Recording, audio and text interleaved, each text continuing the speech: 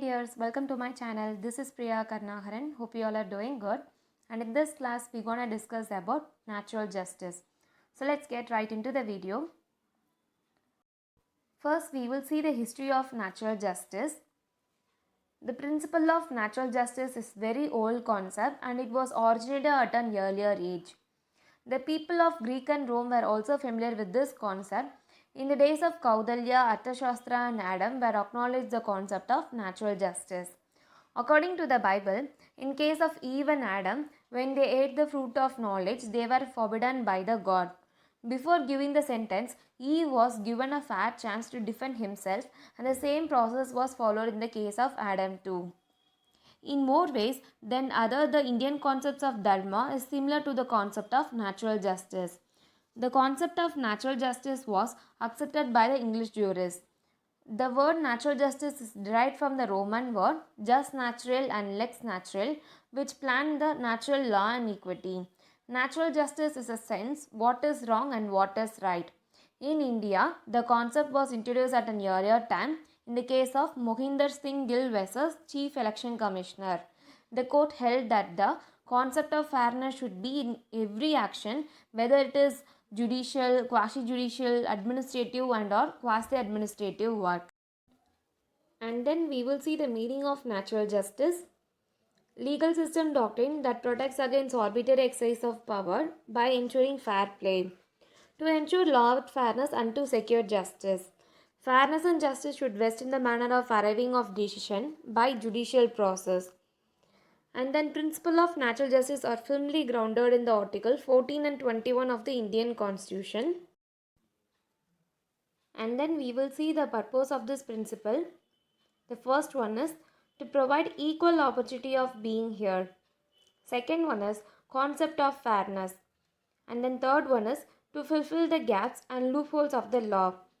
Fourth one is to protect the fundamental rights.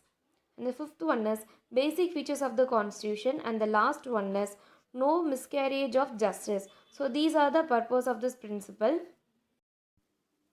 And then there are two rules of natural justice. First rule is doctrine of bias and the second rule is rule of fair hearing. Doctrine of bias. It's a rule against bias and there is a maxim Nemo judex in cause sua, that is, no man should be a judge in his own cause.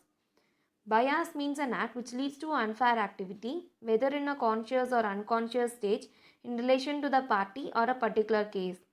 Therefore, the necessity of this rule is to make the judge impartial and give judgment on the basis of evidence recorded as per the case. There are three types of bias. First one is personal bias, second one is pecuniary bias, and then third one is bias as to subject matter. Personal bias. A judgment given due to personal feeling for or against a party, that is family, friends, competitors, enemies, etc. Case law is Tata Cellular versus Union of India. In that, father government employee and then the tender submitted by the company where his son was working. So it's a personal bias. There are three types of personal bias. First one is personal friendship.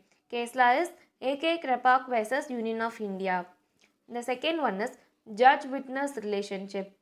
Case law is Meanglass Tea Estate versus Workman. In that, a manager beat his workman and he himself conducted the inquiry. Third one is personal enmity. Case law is Mineral Development Limited versus State of Bihar. In that, Ministry of Revenue cancelled the license of 99 years to extract mica from about 3000 villages. It's a personal agenda, so Supreme Court quashed the order. Pecuniary bias. A judgment given due to financial interest of judge connected to that case.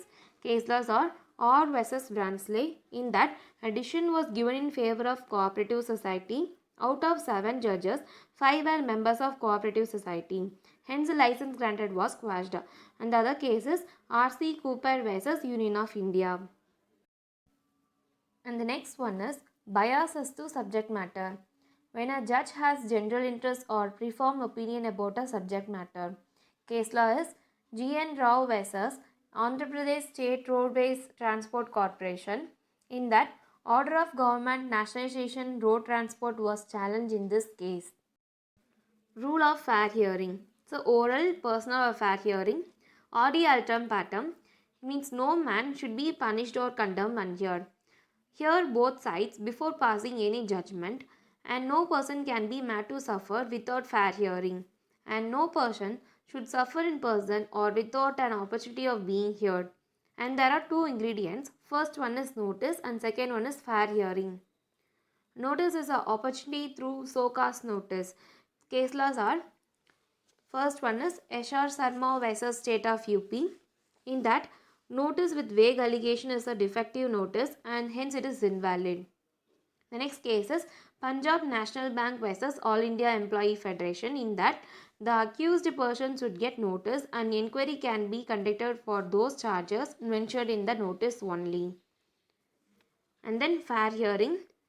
The essentials of fair hearing is authority to receive all relevant evidence and to disclose such evidence and to provide opportunity to rebut the evidence. And next we will see the stages.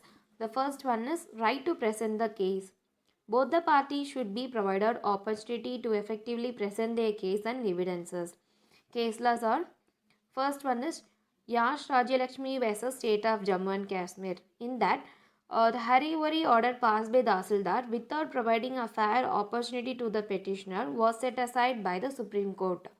The next case is Cooper versus Woodsworth Board of Works. In that, demolishing dwelling house without any prior hearing. So it's a violation of natural justice. The next stage is right to know the evidence of other party and cross-examination.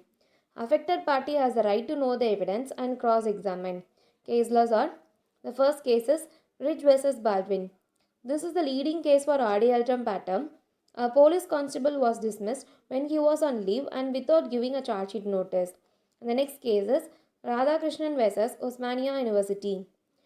The examination cancelled due to mass copying and Supreme Court held that in such cases, notice to each and every student is not possible. And the third stage is rights to oral hearing.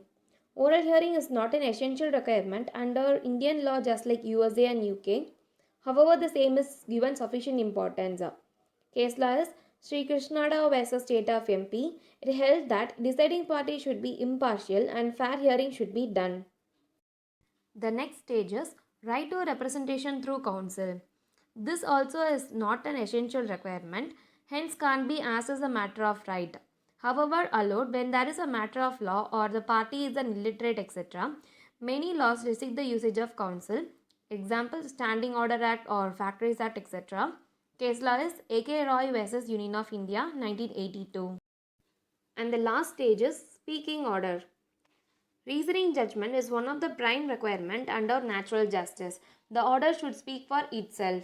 Case law is M.L. Kapoor versus Union of India. In that, Kapoor was in list of IPS in 1967 and not sufficient reason given why he was dropped in 1968. Order become invalid. And that's it, dears. Thank you. Hope you all understand the topic that we have discussed in this class.